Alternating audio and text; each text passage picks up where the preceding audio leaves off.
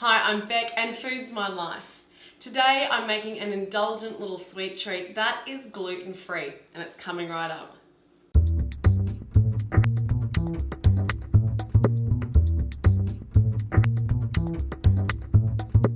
Today I'm making a Wagon Wheel Slice, but I'm making it gluten-free so all my celiac friends can enjoy this treat. So the first thing you need to do is line a slice tray or a lamington tray. So this one I'm using is 18 centimeters by 28, something close to that measurement anyway. So now we need 300 grams of biscuit. Now because I'm making this for my gluten-free friends, I'm using Arnott's rice cookies. These are really yummy cookies and they're not made with wheat flour, so it's a really good alternative if you're making any recipe really that calls for a biscuit base, but you can't use a wheat product. So I have 300 grams of these biscuits, and then in my pan I have 150 grams of melted unsalted butter. Now do this in your food processor. I'm going to use my Thermomix, but I used to do this in my food processor all the time. So the first thing you need to do is bring these biscuits to a fine crumb.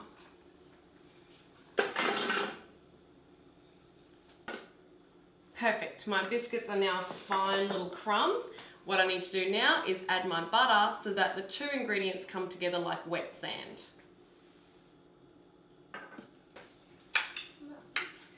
Okay, now we're going to put our biscuit crumbs into our slice tray. We're going to press it down firmly and refrigerate for 15 minutes. So for the next step, we're going to dissolve some gelatin powder in water. Now, as you can see, I have a heat-proof bowl here, sitting in a very small amount of water that's just about to start simmering. Now, to this pan, or to this bowl, I should say, we're going to add 1/4 cup of water. And then over the water, we're going to add 4 teaspoons of gelatin powder. Now the trick is we're going to just keep on stirring the gelatin powder. We want it to dissolve completely, and that little bit of heat underneath the bowl is going to help the gelatin dissolve. Once it has fully dissolved, just take the bowl off the heat. So now we're making the marshmallow component of the Wagon Wheel Slice. And while my gelatin is still melting, I'm going to start now with my kitchen mixer to beat the sugar and water. So in my mixing bowl, I'm going to put 1/4 cup of water and 3/4 cup of caster sugar. I'm going to beat this now on high speed for 4 minutes. Okay, so now I'm taking it down to a medium speed, and very slowly in a thin stream I'm going to add my gelatin mix to the sugar mix. Once all my gelatin has been emptied into the bowl, I'm going to continue beating on medium for about 6 minutes until this mixture becomes thick.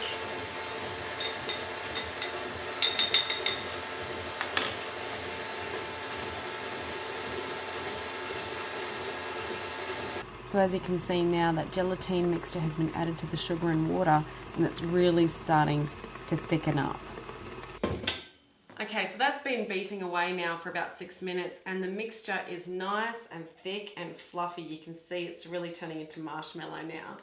So what we need to do now is you need 1/3 cup of raspberry jam. And what I've done to my jam is I've used a fork just to sort of give it a really good mix, just to sort of break it down a bit so that it's easier to stir. Okay, now we need to work pretty quickly. What I'm going to do is I'm going to add the jam to the marshmallow, and we're going to fold it through nice and gently, and hopefully that'll give our marshmallow a nice little pink tinge of colour as well. So this marshmallow is really starting to set.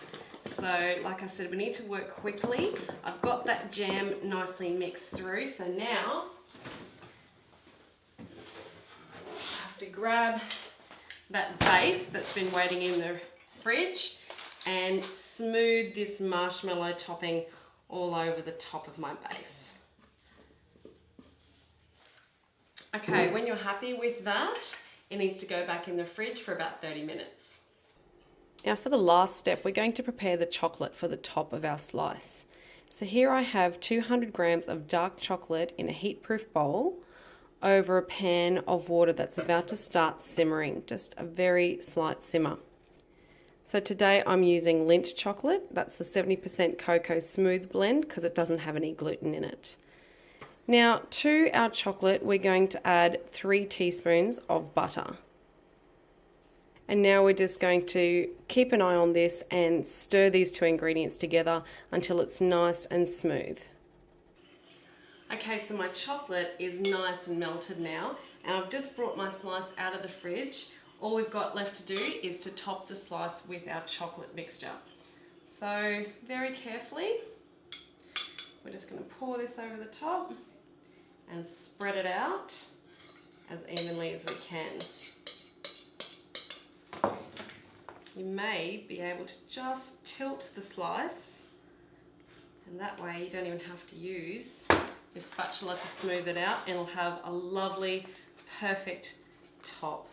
Nice glaze to it. That is beautiful and glossy. Now that's ready to go in the fridge, and I'm going to wait till it's almost set before I slice it, because if that chocolate's too hard, it might destroy your slice when you're trying to cut it. So I'm going to put that in the fridge for a little while before I slice it. So I've sliced up my wagon wheel slice and I've put most of it away for my gluten-free friends, but I thought I'd reserve a few pieces for myself, and I had to do a taste test. So here we go.